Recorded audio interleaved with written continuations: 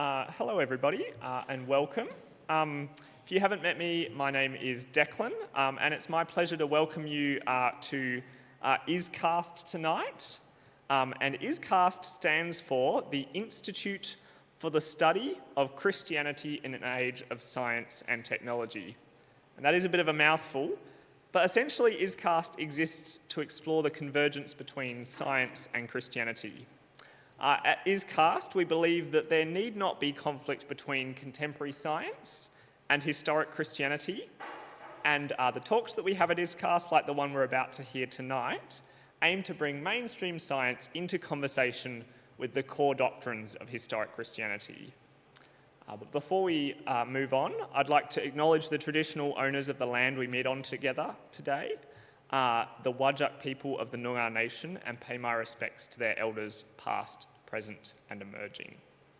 I also want to thank South Perth Uniting Church, which is very kindly allowing us to meet on their premises for free tonight. If you'd like to express your appreciation to Mark and the rest of the team here, there's a donation box in the corner. Do also stay tuned for future ISCAST events. Next month, we're going to be meeting at UWA, where Kevin Quay is going to take us on a tour of the different ways Christians have viewed God throughout the centuries. We'll be talking about things like, has modern science affected our ideas about God? Can we still believe in miracles and divine intervention in the modern world? And can we still believe in an unchanging, all-powerful, all-knowing, and all-good God in the face of cancer, earthquakes, and mass extinctions? So all in all, very light stuff, really easy to talk about. But if you want the details for that event and others coming up, feel free to let me know, and I'll get you in touch with Peter Thomas, who runs ISCAST in Perth, and that way you'll be able to receive email updates from us. But ISCAST is a Christian organisation, so let me begin with a short prayer before we get started.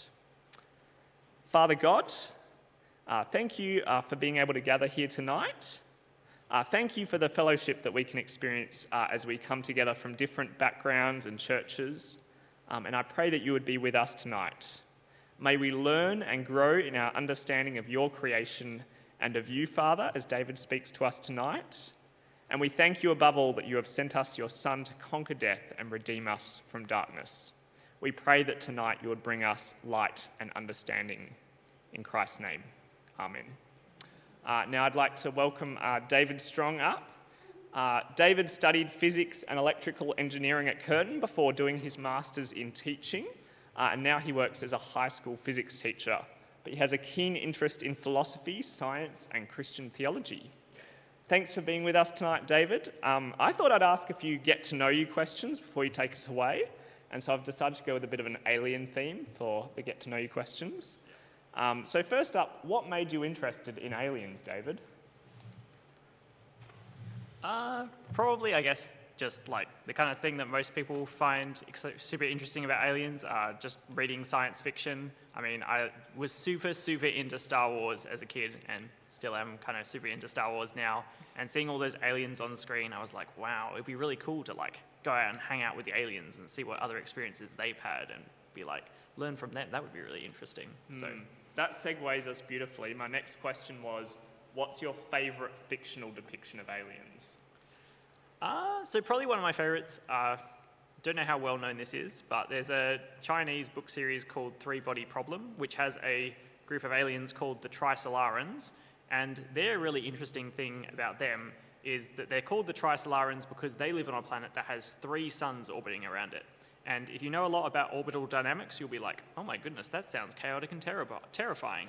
Because basically it results in a completely unpredictable system where you've got constant crazy nonsense going on at all the time. And basically one of the biggest problems of their civilization is figuring out how the orbital dynamics work so that they can, stay alive when you've got huge solar eclipses or suns all lining up in one direction and burning the surface of the planet into oblivion, which is not a fun event. So there's a lot of interesting stuff that goes on in that book. If you want like a shortened version, I believe you can watch the inaccurate Netflix adaptation. And I think one thing that you're going to touch on later tonight is that there's going to be a lot of debate in this, well, there is a lot of debate in the scientific community over the existence of aliens. If it's not too much of a spoiler, how likely personally do you think it is that aliens exist? It's not too much of a spoiler because I'm not actually going to really cover this specifically in my talk, mainly because I have a science background, but not strong enough of a science background to actually, do all that complicated stuff. I will say that personally, I think it's like 90% likely, but that is for other theological reasons and stuff like that. So, Well, given 90% likelihood, when are we going to make contact, David? I don't know if it's going to be we making contact. Maybe in another few hundred years or so. But Okay, well, that's a bit vague. But yeah. Anyway, thank you for being with us, David, and please take us away. Oh, okay. David, before you start, I'm just going to try different settings for light. Yep, One cool. that seems to have gone flickery. We can't use that one. Unless we want to turn it into a dance party. Okay.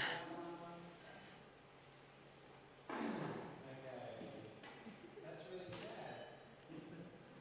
It's a perfect depiction of the Trisolaran crisis, where you've got the light going on and off. And I'm not the guy who knows how to turn that particular light on. We could go for this one, which is the fancy.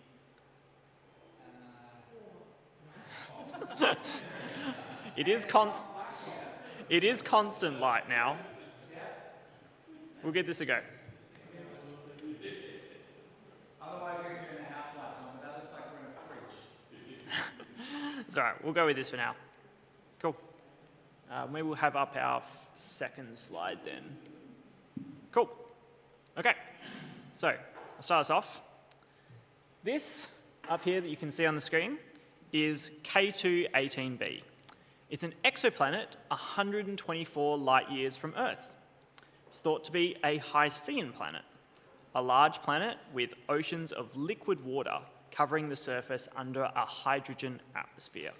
It has an orbit of 33 days around its host red dwarf star. 2 months ago, a team of scientists reported that they had found strong evidence of a compound called dimethyl sulfide in the planet's atmosphere. On Earth, the bulk of this compound is produced by phytoplankton in our oceans.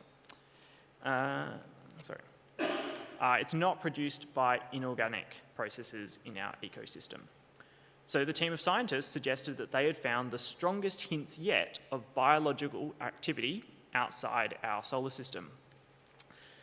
It's the stuff of sensationalist news headlines, and unfortunately that's exactly what there were in the wake of the discovery.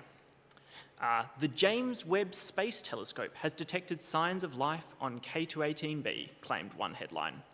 Scientists found alien life on a distant planet, announced another, even making the additional absurd claim that advanced computers know what it looks like. Here's some pictures of the life we'll apparently discover there. Clearly, our future explorers are in for a rather interesting time. Now, these news stories neglected to mention that many scientists think dimethyl sulfide could indeed be produced without life, or that some are sceptical of exactly how confident we can be that K2-18b has a lot of it. They also didn't really mention that the scientific results are inconclusive about how much water there is on K2-18b. But it still does raise the question, could we be just one major scientific discovery away from finding out that we're not alone in the universe? For many, these potential discoveries come with deeper questions. The world's largest religion, Christianity, makes bold claims about life, existence, and our universe. It claims to provide a picture of true reality, a dramatic tale of humanity's rebellion against God, and an even more dramatic tale of God's rescue plan to save them. But nowhere in this narrative do we see even a hint of life on other worlds. Can an ancient religion exist alongside modern discoveries? Could the faith of billions of believers survive an encounter with life from another planet? Well, some scientists seem to think the answer is a resounding no. Physicist Paul Davies says that if we were to receive a message from an alien race, it's hard to see how the world's great religions could continue in anything like their present form. Coming from another angle, biologist and prominent atheist Richard Dawkins expects that the discovery of aliens will shake the faith of many, as we would discover that their religion, if they had any at all, wouldn't look much like any of ours. And many contemporary Christians seem to agree with this sentiment. They see the existence of aliens as incompatible with Christianity, and hence conclude that aliens do not and cannot exist. As L.T. Townsend put it in 1914, if the human being is not the greatest, the grandest, the most important of created things, the one to whom all else is made to contribute, then the Bible writers have misrepresented entirely man's relation to God and the universe. Similarly, Henry Morris calls speculation about alien life foolish, labelling them as nothing but expressions of man's rebellion against his creator. Are they right? Is Christianity incompatible with aliens? If the Christian story is true, does it mean that humankind is indeed alone in the universe? And on the flip side, would the discovery of other intelligent life destroy the faith of believers worldwide? Well, you might have guessed already, but I don't think so. I think that Christianity is deeper than its critics seem to assume, and that a well-formed Christian theology is expansive enough to accommodate the discoveries of modern science. In tonight's talk, I'm going to be presenting the ways in which I think Christian theology can not only coexist with, but also thrive with the existence of aliens. So first, kind of a bit of an overview of where I'm going to be going with this talk.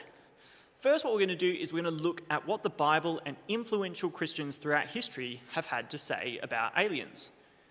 Then we're going to investigate what implications the discovery of non-human intelligent life, which often I'll just refer to as aliens, might have for Christian theology. And then finally, for the people who are like, please give me practical things, we're going to talk about some practical implications for this, of how Christians interact with the search for intelligent life in the universe. Think, SETI, all that kind of stuff. Cool. So let's start with a brief survey of what the Bible has to say about aliens. Now, while I'm going to get this out of the way first, while many translations of the Bible feature the word alien in a number of places, like the KJV, it's not quite referring to the little green men we might have in mind. Instead, it's kind of like an older word used to refer generally to foreigners, people from another place, basically. So clearly we're going to have to dig a little bit deeper if we want to find a definitive biblical answer on whether aliens exist. Now, one place you might instead look, if you wanted to maybe find evidence of life beyond our planet, would be the first book of the Bible, Genesis. The first 2 chapters of Genesis give a poetic account of the creation of the natural world by God. In it, we find the earth, the sun, the stars, plants, animals, and finally, the crowning achievement, human beings. But no aliens. Does this give us a good reason to think that aliens don't exist? Well, I'd like to say not really. At best, this would be an argument from silence, and if you know anything about arguments from silence, they're generally not very good. And this one I don't think is even a strong one at that.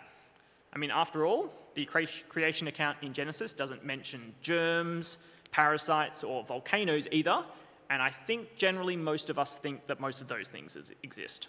Maybe germs, not sure. But so some Christians, regardless, have tried to make this kind of argument from silence. So noting that the scripture doesn't mention anything about aliens, there's a guy called Gary Bates who argues that the Bible should have mentioned them if they did exist. He says, surely, if the Earth were to be favoured with a visitation by real extraterrestrials from a galaxy far, far away, then one would reasonably expect the Bible and God and in his sovereignty and foreknowledge to mention such a momentous occasion, because it would clearly redefine man's place in the universe, used to justify all sorts of other things not existing. Just to list 2, artificial intelligence, AI, and social media, which a lot of us use every day, they've raised all sorts of complex ethical questions. I'm sure that lots of Christians, including possibly some in this room, would have appreciated the Bible having some quick guidelines to offer on those things.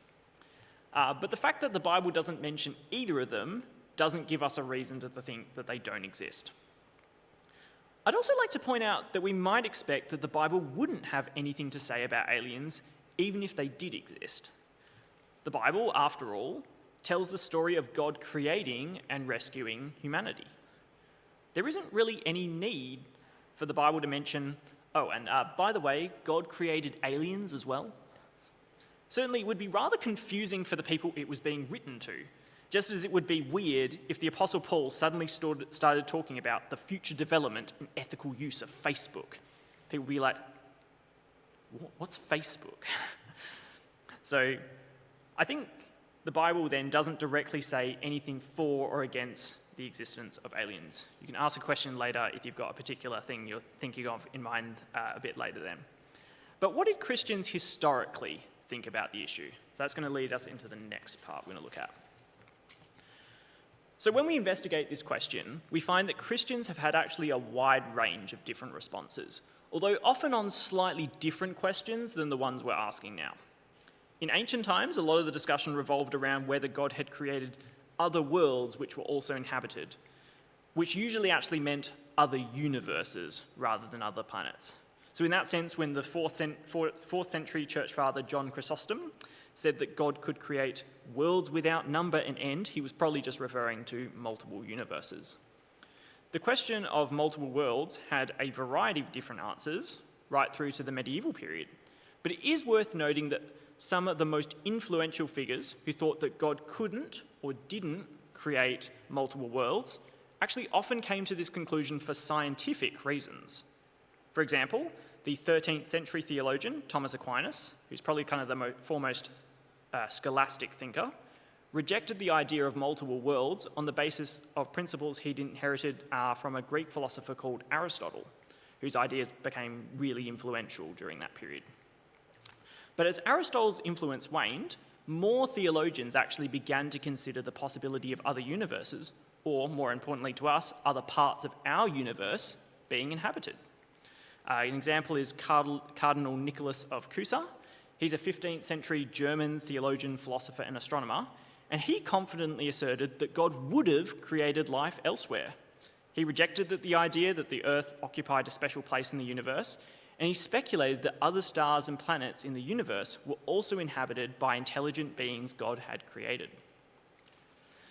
Now, he's in the 15th century, and the 15th century kind of actually marks a pretty significant turning point for the discussion, with a shift to a model of the Earth orbiting the Sun, leading to rapid developments in the field of astronomy.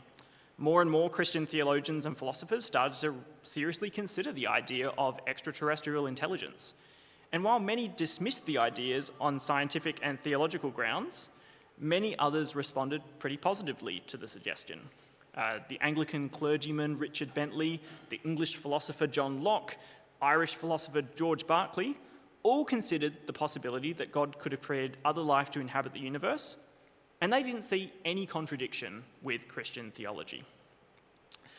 By the end of the 19th century, the existence of aliens had moved from a kind of speculative view to a commonly held one in Europe and the US. Cardinal John Henry Newman complained in a letter that to think otherwise, to think that aliens didn't exist, in certain religious circles was seen as verging upon blasphemy. It's like you say, I don't think aliens exist, and they're like, are you actually a blasphemer? Are you someone who's outside the church? Many Christian thinkers at this time suggested that Christianity actually fitted really well with extraterrestrial intelligence. There's a British poet, Alice Meynell. She contemplated that while vast cosmic distances separate us from other intelligent life now, they're really, really far away, in the next life, we might learn of God's work among them. She's got a poem called Christ in the Universe. You can see it up there. It says, "But in the eternities, doubtless we shall compare together here 1,000,000 alien gospels in what guise he trode the Pleiades, the lyre, the bear." And well-regarded Christians in the 20th century continued to see Christianity and aliens as compatible. The popular American evangelist, Billy Graham, you might have heard of him, he had this to say about aliens in one of his lesser-known quotes. He says, "I firmly believe there are intelligent beings like us, far away in space, who worship God. But we would have nothing to fear from these people. Like us, they are God's creation. And finally, we've got the well-loved British author and apologist C.S. Lewis, wrote the Chronicles of Narnia. He also saw alien life as a distinct possibility, writing an entire trilogy of science fiction novels that showed just one way he thought that aliens could fit within a Christian worldview. And we're going to be seeing a lot more of his ideas about alien life throughout the rest of this talk.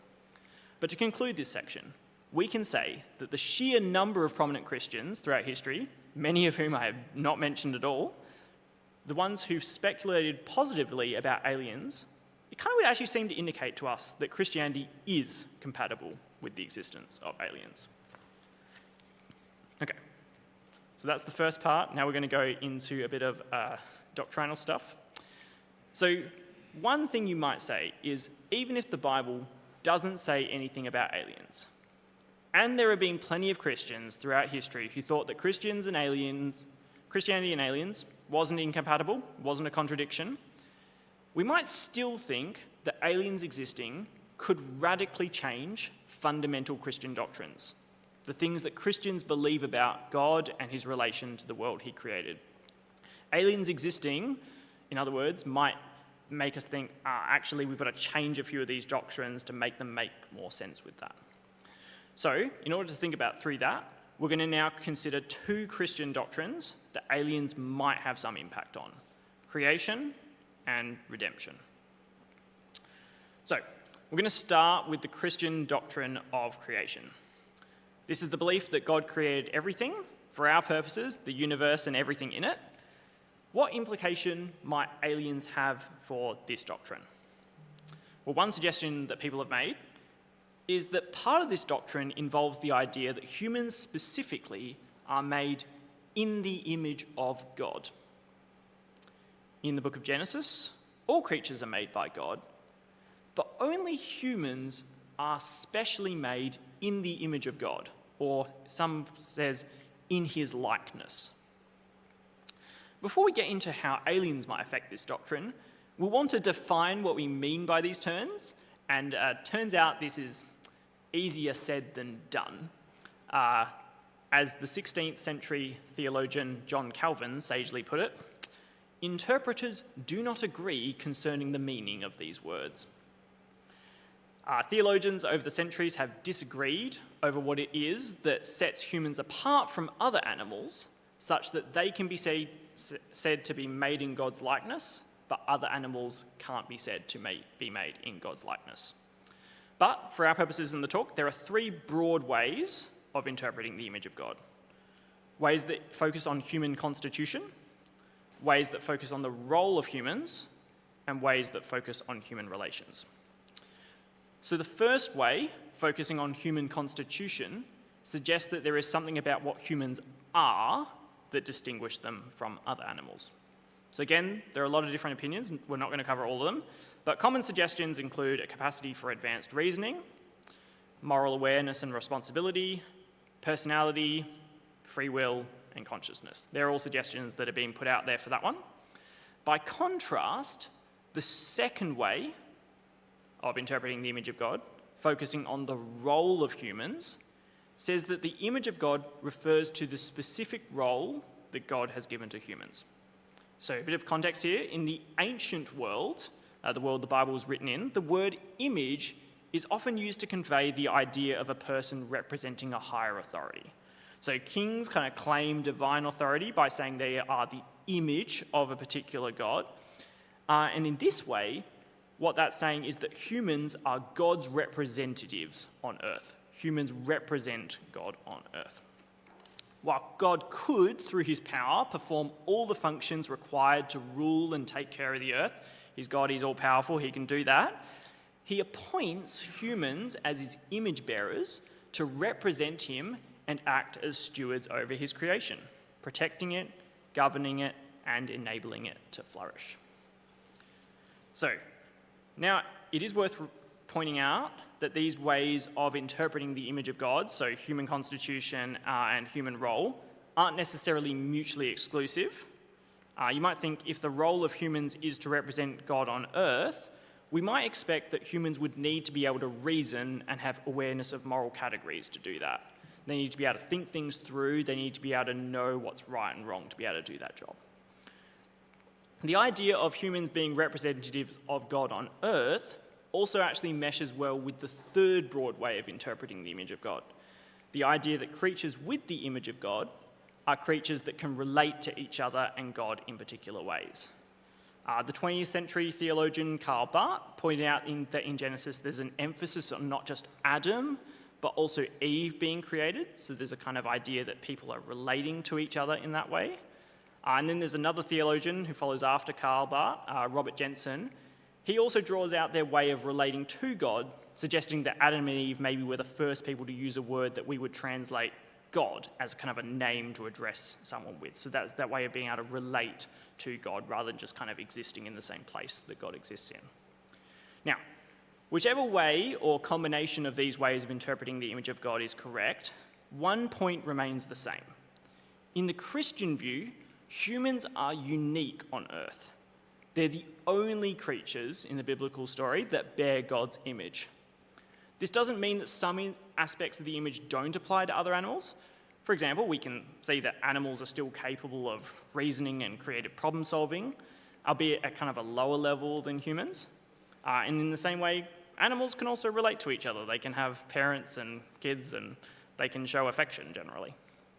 But there is some way in which humans are set apart from the rest of God's creation on earth, giving them unique responsibilities to care for and to govern it. Would this view be threatened if we were to discover life on other planets who are just as intelligent, or perhaps even more intelligent than we are? I don't think so. Now, we could, of course, suggest that maybe the resolution to this is that intelligence has nothing to do with the image of God, but I don't think we have to take that step. One approach we could take instead is to suggest that humans being unique on earth in having the image of God doesn't mean that there are no other creatures in the cosmos to bear God's image. Now, while some theologians are concerned that this would threaten humanity's place in God's creation, it doesn't have to. As theologian Ted Peters says, the existence of a more advanced extrasolar civilization does not preclude our being an object of divine concern. Contact with alien intelligence will not disenfranchise us from the image of God. Another way of thinking about it, while God may have created humans as his representatives, it doesn't follow that humans are the only representatives of God in the cosmos. So think of the Australian ambassador to France. Her name's Lynette, apparently. She, in some sense, represents Australia to France. But her existing doesn't mean that there aren't any other Australian ambassadors. In the same way, while humans might be God's representatives on Earth, that in no way prevents God from raising up alien species on other planets to be his representatives there.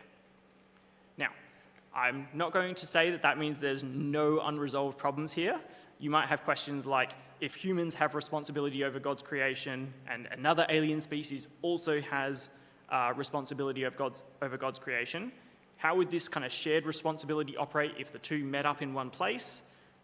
Maybe you could suggest that the native inhabitant gets to have the responsibility, or maybe you could suggest that they still share it everywhere in the cosmos. I don't know the answers to any of those questions, but I think whatever way we might try resolving those issues, I think it does mean that Christians can have confidence that the discovery of extraterrestrial intelligence would enhance rather than challenge our understanding of God. Instead of poking holes in the Christian belief of the specialness of humanity, aliens could actually help us to further reflect on the extravagant generosity of the Creator. As John Hort puts it, contact with ETs would provide an exceptional opportunity for theology to widen and deepen its understanding of divine creativity. Now, so we've looked at how aliens could impact the Christian doctrine of creation. We're next going to look at the Christian doctrine of redemption. This is where things get really controversial. So now, the Christian doctrine of redemption, I would argue, is probably really the central part of the Christian story. The idea that things aren't the way they should be in the world. In the Christian narrative, God made humans to live in loving relationship with each other and with God, working as his representatives to delegate his good and perfect rule over creation. Unfortunately, humans chose of their own will to rebel against God, making up their own rules and trying to live by them that way. But far from freeing humanity, as some people like to think about it, instead actually this action enslaved humanity, destroying the good relationships between humankind and the rest of creation, and separating humans from God. The Christian story doesn't end there, though. It also says that God loved humanity so much that he orchestrated a great rescue. In a beautiful and also extremely mysterious act, he came down himself as a human being. Christians call this the incarnation, the way that the second person of the Godhead, the Word of God, added to his own divine nature a human nature, becoming the human person, Jesus. He came and suffered in place of humanity, taking the ultimate punishment, death, upon himself as he was crucified, allowing humanity and God to be reconciled once more. So is there anything in this doctrine that might be difficult to reconcile with the existence of aliens? Well, one thought you might have after listening to that is that it kind of seems quite anthropocentric. It tells a grand narrative of the universe that seems to only care about humans. If aliens exist, this account might actually kind of make you wonder if God cares about them. If they too rebelled against God, would he offer salvation to them as well? And it turns out that, yet again, a lot of Christians have already thought about this question, particularly from the 15th century onwards.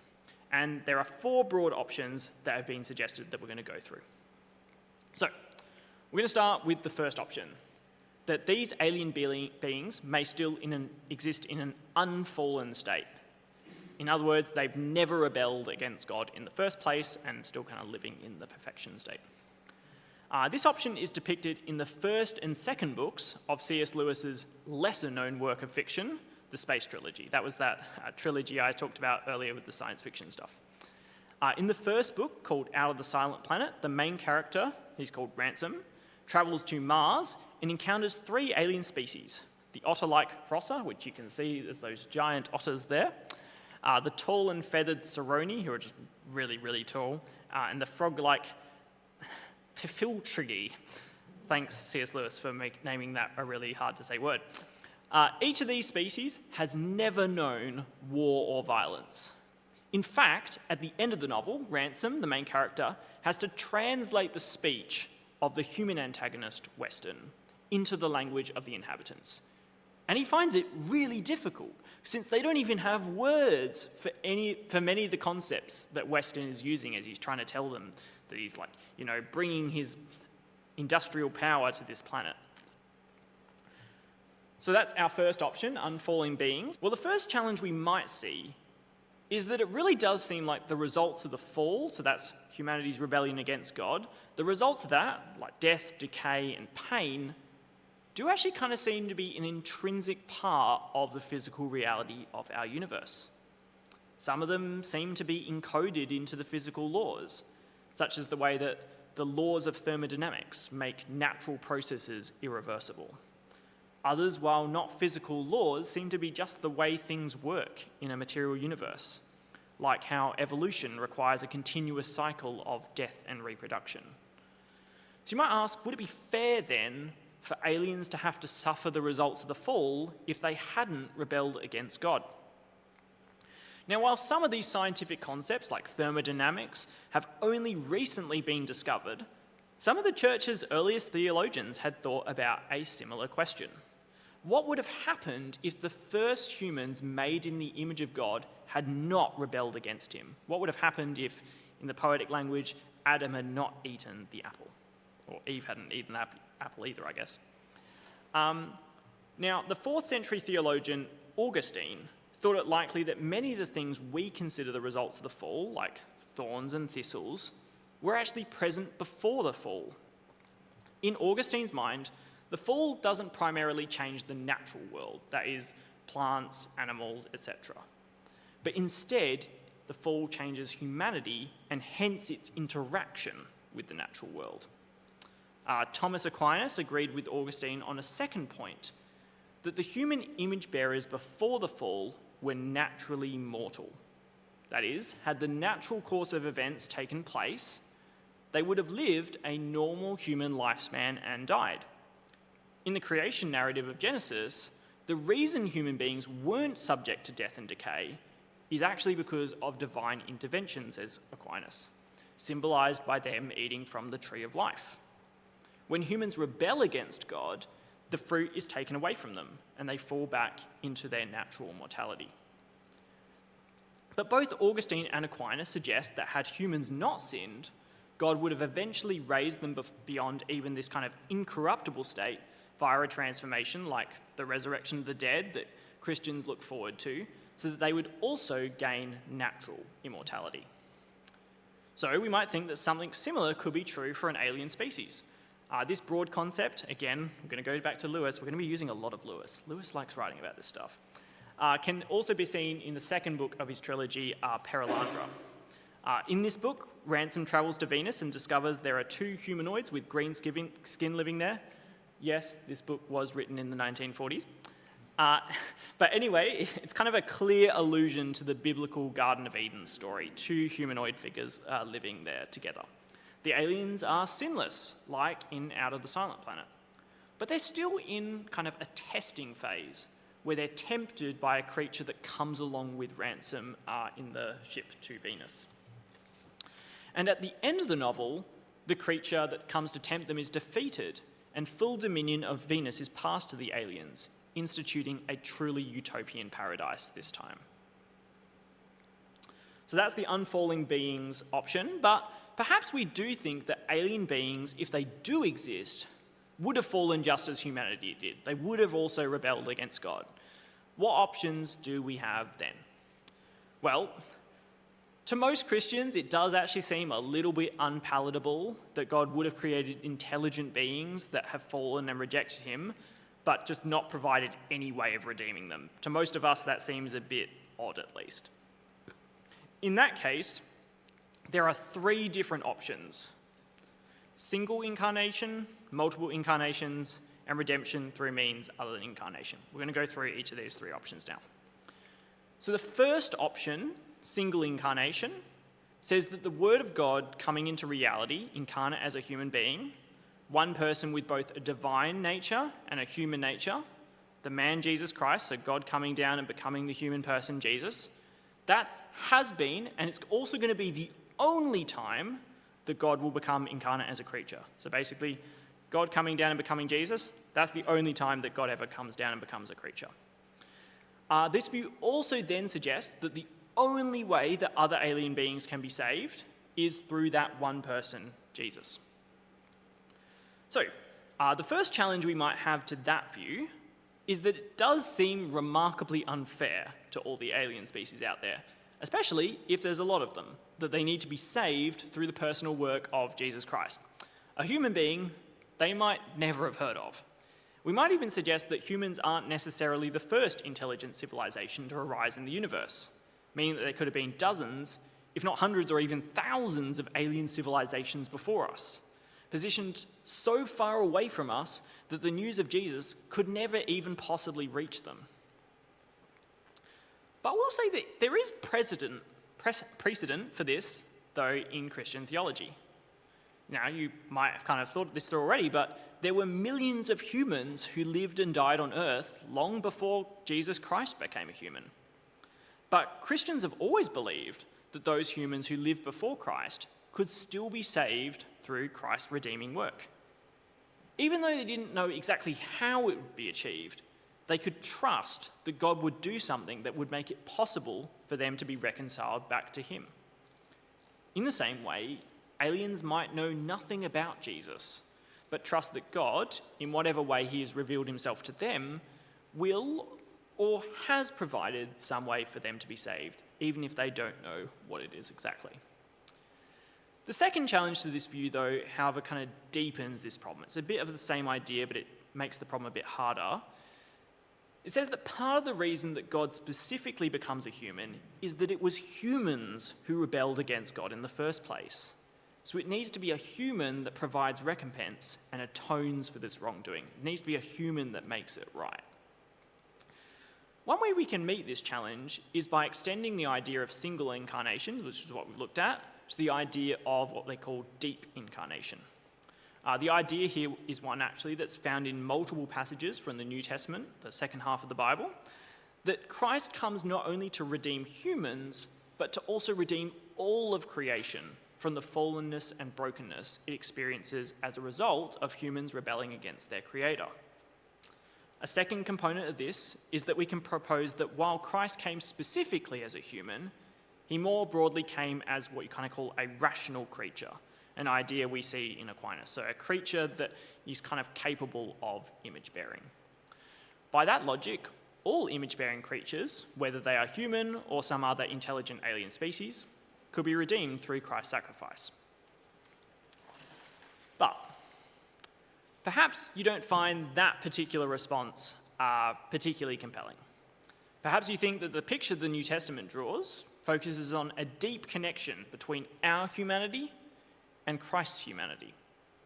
In that case, you might find the next option more convincing, the option of multiple incarnations. Well, you might say, if God needed to enter the world as a human to save humanity, perhaps God entered the world as an alien creature to save aliens. As scientist and theologian John Polkinghorne puts it so fittingly, if little green men on Mars need saving, then God will take little green flesh. This view also appears, interestingly, and kind of flying under the radar totally, in C.S. Lewis's well-loved fantasy series, The Chronicles of Narnia. While the character of Aslan might on first appearance look more like the deep incarnation idea we were looking at earlier, Aslan actually acts as a second incarnation in the land of Narnia, taking on the form of a lion to represent and redeem the Narnian talking animal kingdom. So he comes as a talking animal to redeem talking animals. In a letter, C.S. Lewis explains that Aslan is an invention giving an imaginary answer to the question, what might Christ become like if there really were a world like Narnia, and he chose to be incarnate and die and rise again in that world as he has actually done in ours? Well, God becoming an alien creature to save alien creatures does come with several advantages. Firstly, it gets around the problem we were having with our deep incarnation idea, where Christ dies as a human for non-human creatures, which seems a bit weird. Secondly, one might also be compelled to think that this is probably the best way for God to communicate to each species. I mean, a good deal of what is so compelling about the Christian story is that God comes as a human, that God becomes one of us and suffers in the ways that we suffer in this fallen world. But could the experiences of a human on another planet with a potentially radically different way of experiencing reality really resonate that deeply with an alien species? The theologian Andrew Davison puts it this way. It would be very different for us to open the Gospel of Luke and to read, not, in the 6th month the angel Gabriel was sent by God to a town in Galilee called Nazareth, to a virgin engaged to a man whose name was Joseph, of the house of David. The virgin's name was Mary, all of that very human sounding to us. But instead, if we opened it and saw, a long time ago in a galaxy far, far away, as we read in the opening credits of the Star Wars films. So it does seem like it would maybe be a bit easier for aliens to understand if it seemed to be kind of in their language, so to speak. But for all of the advantages I've just mentioned, this option is also subject to a vast litany of theological objections. Most of them basically come down to skepticism about whether Christ, the second person of the Trinity, Jesus, becoming Christ, can become incarnate more than once. One version of this might be to argue that if the divine nature of Christ takes on a human nature, he cannot also take on another alien nature. If Christ has a human nature, in other words, he's a human being, it seems like he couldn't simultaneously also be an alien as well. You might be surprised to learn, though, that there is actually, again, good theological precedent for rejecting this objection. The 16th century Protestant reformer John Calvin, you might have heard of him, he advocated for a doctrine known as the extra Calvinisticum, a doctrine we also find in Aquinas and the 8th century apologist John of Damascus. It's a broadly accepted position that basically just says that when Christ became incarnate as a human being, he did not also cease to be the divine word sustaining all of existence. This comes from basically the conviction that God is unchanging, and hence that whatever process Christ undertakes to take on a human nature, whatever he does to become a human being, it must also leave God unchanged. Calvin argues it this way. He says, the Son of God descended from heaven in such a way that, without leaving heaven, he willed to be born in the Virgin's womb, to go about the earth, and to hang upon the cross. Yet he still continuously filled the world, even as he had done from the beginning. For this reason, Thomas Aquinas argued that Christ could become incarnate multiple times, saying that a divine person assuming a human nature does not render them unable to assume another nature. That's a whole bunch of complicated Trinitarian stuff. I'm sure you can ask me a question later on that. I'm not sure I'll be able to give you a brilliant answer though, but I'm sure you can. So we're going to finally now come to our fourth option, which I promise is much less convoluted. Basically that God may have saved an alien species in a different way from incarnation. So in a different way from God coming down and either becoming a human being or an alien creature and atoning for sin that way. C.S. Lewis, our friend again, he suggested in an essay called Religion and Rocketry that the differing experiences of alien life might allow for possibilities for redemption that we can't even imagine. He says this: spiritual as well as physical conditions might differ widely in different worlds. There might be different sorts and different degrees of fallenness to different diseases or even to different patients sick with the same disease. The great physician, God, may have applied different remedies which we should probably not recognise as such, even if we ever heard of them. The basic idea is that while humans were saved through the route of incarnation and atonement, God becoming a human and dying for us, that doesn't make it the only possible way that God could have saved humanity. Hence, God could have also used another way to save alien creatures. Of course, by the very nature of the suggestion, it's kind of hard to really pick it apart and raise any particular critique or argument for it. The whole point is basically that we just don't really know what other means of salvation God could have used. So, let's recap what we've covered up so far. Give a big quick summary. So basically, firstly, we've seen that the Bible and Christians throughout history don't give us a strong reason to think that aliens are incompatible with Christian beliefs. So if aliens exist, Christianity can still be true. We've also looked at a few possible ways to synthesize the possibility of alien life with the two doctrines of creation and redemption.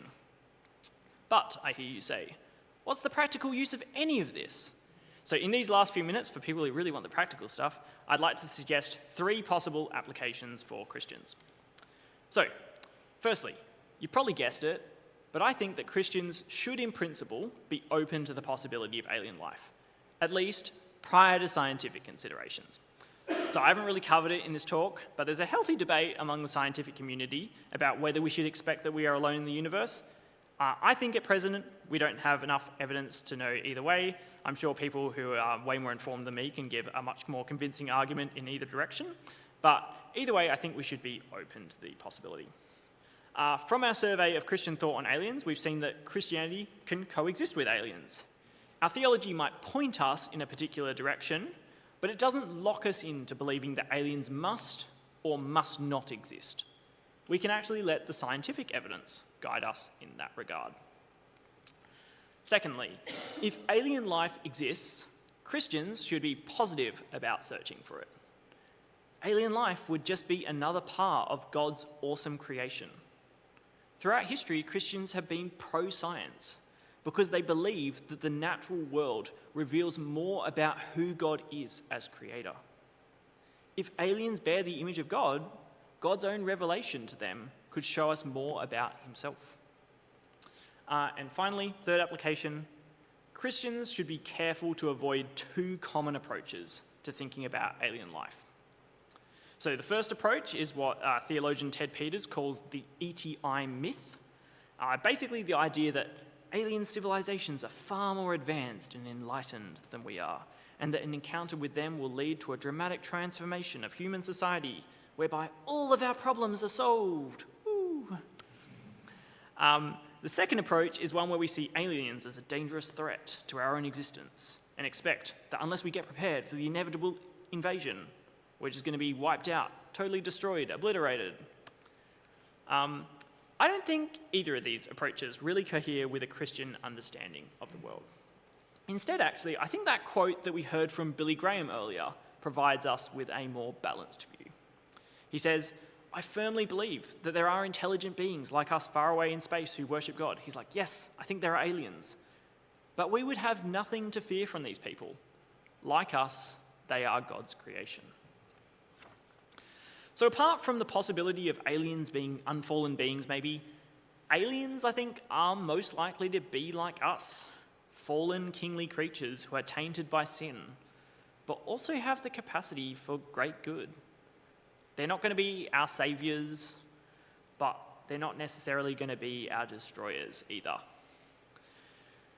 So, like in our interactions we have with other humans, I think we'd have a responsibility to interact wisely with them, to act in a way befitting of God's representatives in our universe.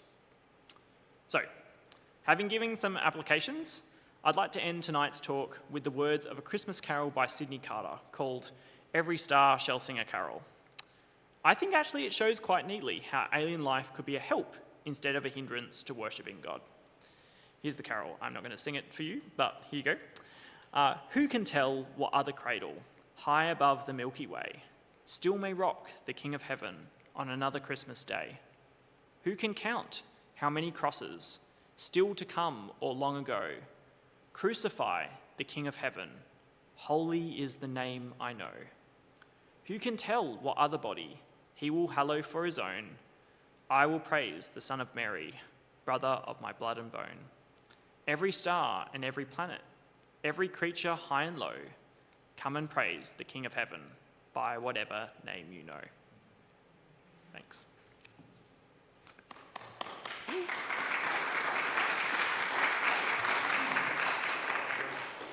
Thank you so much, David. For that. Really great. So now we're just going to have a bit of a Q&A. So feel free to sort of ask any questions you've got coming out of that. Yes, you already have a question, correct?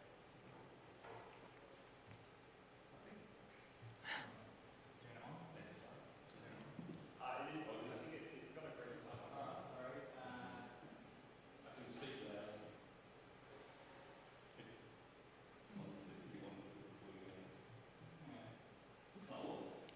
While we figure it out, I can repeat the question.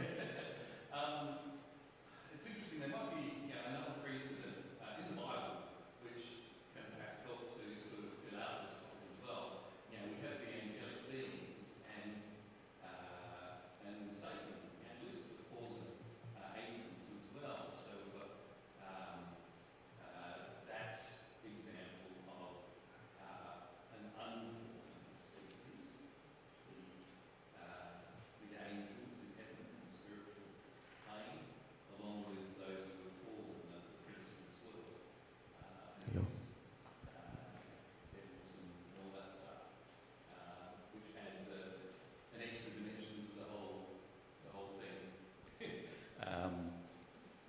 Jesus didn't come as an angel and need to be identified as a member of the angelic species and die and so on for them in a separate incident or separate sequence of events, which I guess adds some interesting colour to how we might look at other species and so on. Do you have any comments on that?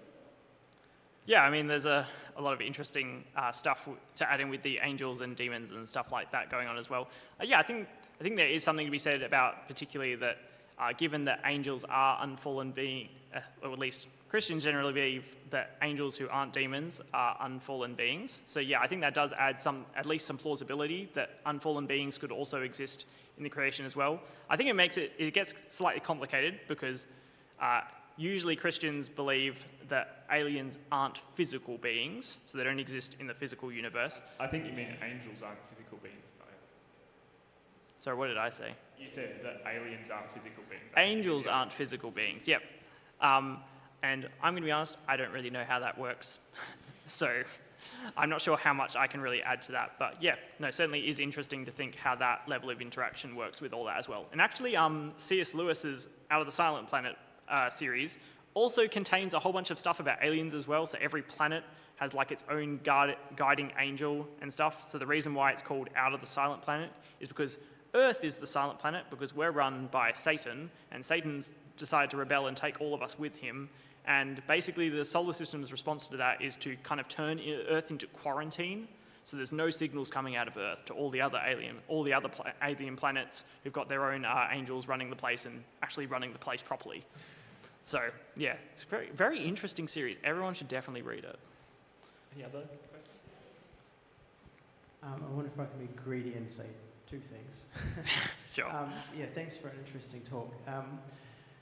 I think maybe it was touched upon. Yep. But is it another possibility that you know human species? I can't remember the exact figure, but as Homo sapiens have been around for 3 million years or whatever. That's a lot of time, a lot of people, where the redeeming work of Christ was not known to them. So it could be that an alien species is in a state where the mode of their redemption is not yet known. So that could be another category of you had the multiple. I can't remember what the categories were even.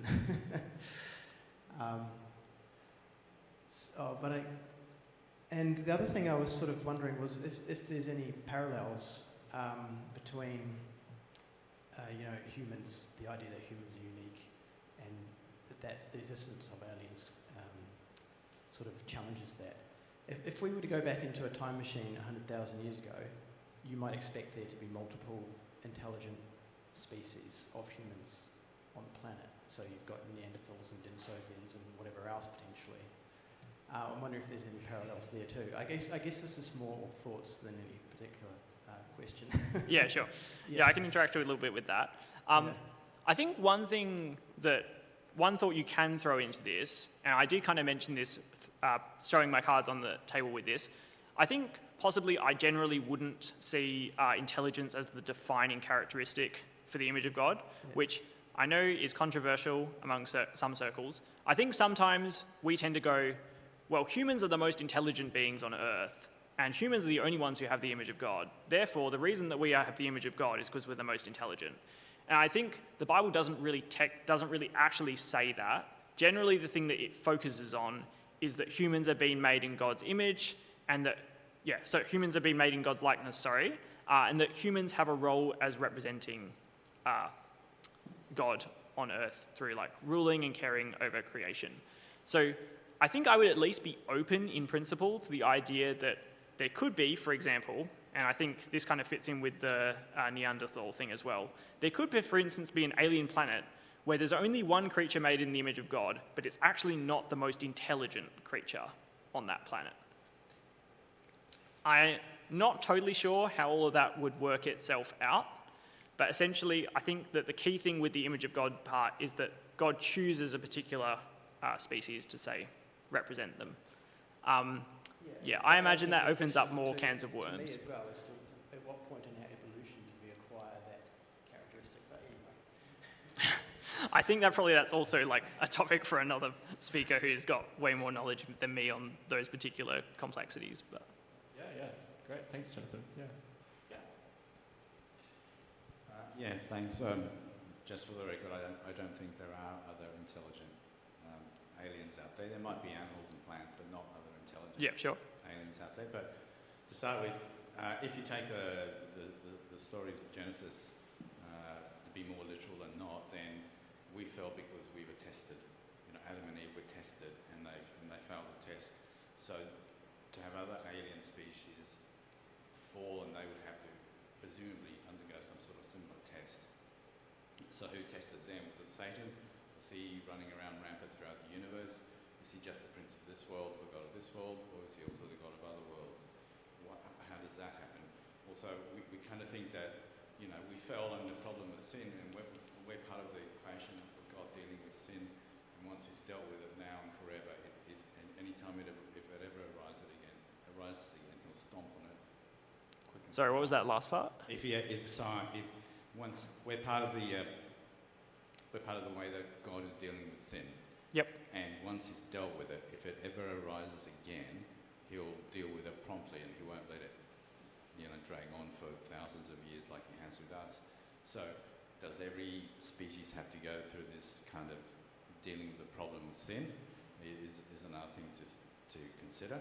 Also, at the other end of the Bible, it says that at the end of time and at the end of Christ's reign, however you view that, God is going to remake the earth and the universe. And there's some descriptive language about what that might look like. Does that mean that all the worlds that all the supposed aliens live on are also going to be, reconstructed, destroyed and reconstructed? And does all that happen on our timeline? Yep. Let's just give David a chance to respond to those ones. So I think there was a question about, is it Satan who would test other species? And then also, I think testing phase. Yeah, if humans are part of how God is defeating sin in the universe, how does that fit with other alien species? And then what about sort of new creation with aliens? Yeah, what do you think, David? I may ask you to repeat those questions at some point.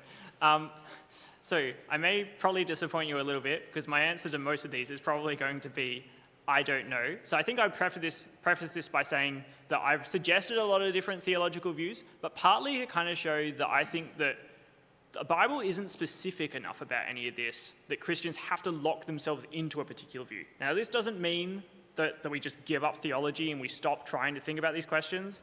I did this talk because I actually like thinking about these questions. But it does mean that if we get to, we think this is the most probable answer, it doesn't mean that we're locked into that and therefore that every other answer is impossible. Because in some sense, a lot of these questions are speculative. Having said that, I will now attempt to speculate on all of these questions. So for the first one, is it Satan that tempts them? I guess I would say I don't really know. I guess you could suggest that Satan tempts all of the species. The other part of it, I guess, is that my suggestion would be that while the Bible kind of depicts our global narrative in some sense, in that we kind of see the Garden of Eden story with Satan tempting humanity and humanity falling, I don't think that has to necessarily map onto how every other alien species works. But you might also have good theological reasons for thinking I'm wrong about that, and I'm actually perfectly fine with you saying that. I think an interesting thing, you were talking a lot about the Out of a Silent Planet by C.S. Lewis, David. I think the sequel to that one, Perilondra, actually depicts humans as the corrupting agent, in the role that Satan plays in sort of the Bible narrative. Which is a really fascinating perspective on it. Then, there's a lot going on. To address the last question, because I think that one was helpful before I move on to another one, I think eschatology is another doctrine we could have covered that I think actually also would be one of the ones that you might be worried that alien life would make that more confusing. I think the way I would see it is that at the very least we can say a few things. Firstly, we can say that God is going to deal with sin locally, at least for humans. And also God is going to deal with the problem of sin and decay and everything for the entire universe. But you're right, I don't know how that works. If, for instance, we exist now and then humans die out in another 3,000 years, maybe I'm really pessimistic about human survival chances. But you might be maybe there's going to be an alien civilization in 3,000 years somewhere else. And how does all that work out? I'm not totally sure. I think there are a few different options, and I don't think that any of them fully contradict what the Bible says on that. So, cool. I think we've got another question here. Yeah. First of all, I just wanted to say that I really enjoyed the talk. But one thing that really struck me, that got me thinking, is that the Bible, I think, is possibly written because it says it's human. Is because, like you said, it was an alien, would be like, well, that's just some fictitious story. And I think it's probably possible that this alien, I do believe in that there's different beings out there, that they could have the same story, but in a different way. So instead of having Jesus become a human, or maybe his birth was completely different to suit their understanding, but they've done it in a way that's for their culture. The same as when missionaries went to the different countries around the world, they took over the different days that they had and made them into Christian days. So it could be possible that the Bible has been changed to suit different alien cultures. Yeah, I think that's a right impulse to think that potentially you might have some theological reasons for thinking that the way that God deals with sin here on earth is the way that probably it happens everywhere else. You bet. I think you're right in pointing out that part of the thing that makes it so compelling to be like maybe God came as an alien creature is that if they were like, we've heard the gospel, it's that basically, and if we put it into our language, there was an alien a long time ago in another planet somewhere else that died and, yay, sin dealt with. You'd be like, sorry, what? Who, what now? But if it's an alien creature coming for alien creatures, it maybe makes that more plausible. I don't know. Cool. Hi. 3 points or comments. So, the Milky Way, our galaxy, is an unimaginably large structure. Yes. Scientists are telling us that there are at least 2, maybe 20 billion galaxies. Yep.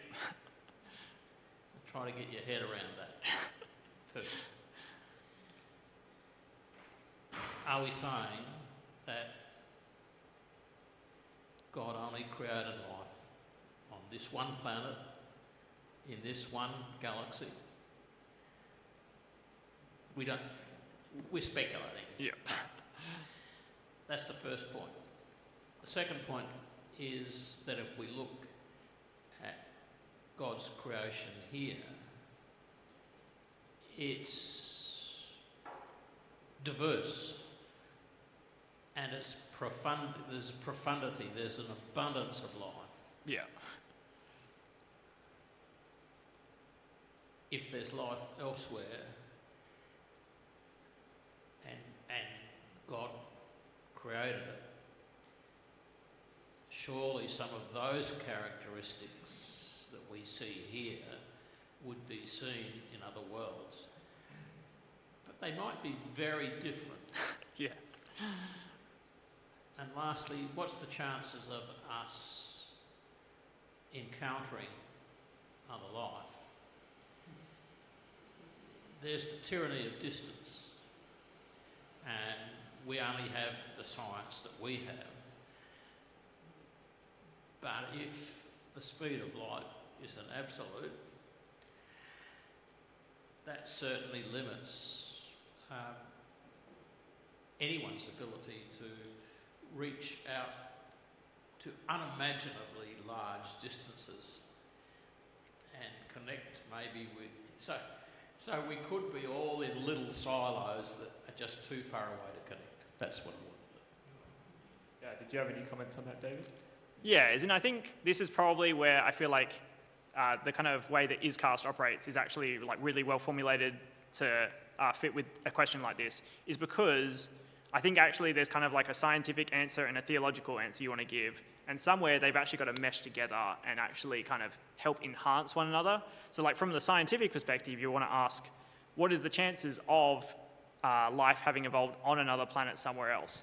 And look, I did a physics degree, but I don't know enough science to be able to answer that for you, unfortunately. There's plenty of healthy scientific debate about, whether it's plausible or not. But then there's also like a theological answer we can try and give. And part of that, I think, for a lot of the reasons you've actually suggested is kind of part of the reason why I am like, to me it actually seems 90% plausible that there are other alien species. I'm like, I don't know why God would have made all this other space out there and not filled it with life. To me, actually, that seems unlikely, although not everyone shares my opinion.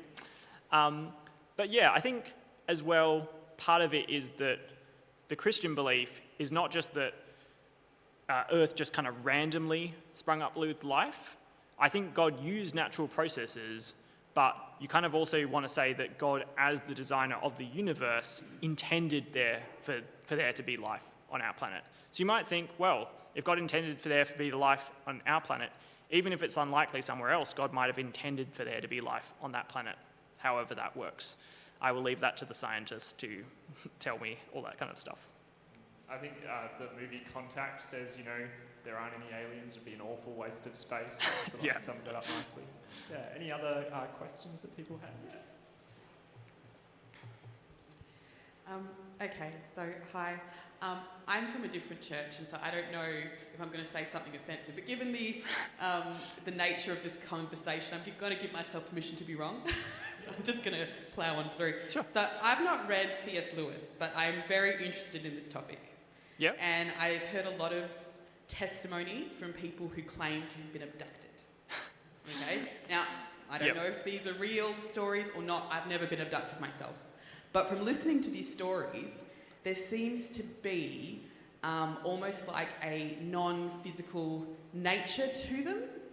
Some people claim they may be interdimensional, so not necessarily physically from another space far away, but here, but different.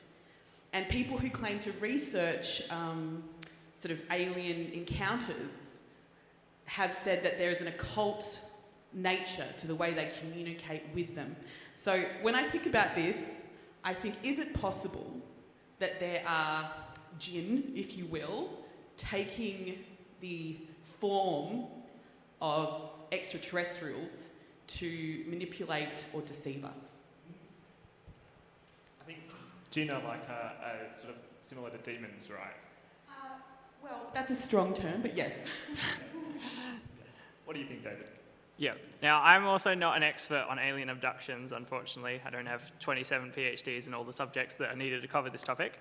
So I will say I don't know which way the evidence sways on that. I haven't studied that kind of thing. I would say I feel like it's up to most people to kind of like investigate that for themselves and figure out whether they think that that works or whatever. I think from the Christian point of view, I think there is a sense in which the Christian worldview does actually say that while there is like physical, material reality, like human beings, plants, animals, churches, disco lights that kind of flicker on me sometimes, unfortunately. But the Christian worldview also says that there are what it calls like spiritual beings, so beings that are not physical, like angels and demons, and that they do actually interact with our reality. I'm not going to talk too much about how exactly that works because, again, I'm not an expert in the theology of spiritual beings. But yeah, I think it's at least plausible that interactions could be from that perspective. However, I'm willing to let both the scientific evidence on that continue to be, investigated and validated and that kind of stuff, as well as to let people who are much smarter than me with PhDs in theology talk about whether that's how angels and demons interact with our world. Yeah. All right. I think we'll close it there. Thank you so much for coming, David, and for speaking to us. Feel free to hang around and continue to chat. And grab yourself a tea or a coffee. Thank you for coming. Next time? Yes, next month. I don't have the date, but it will be in ISCAST communications, so stay tuned for that. Yeah. Cool. Thank you, everybody. Thank you.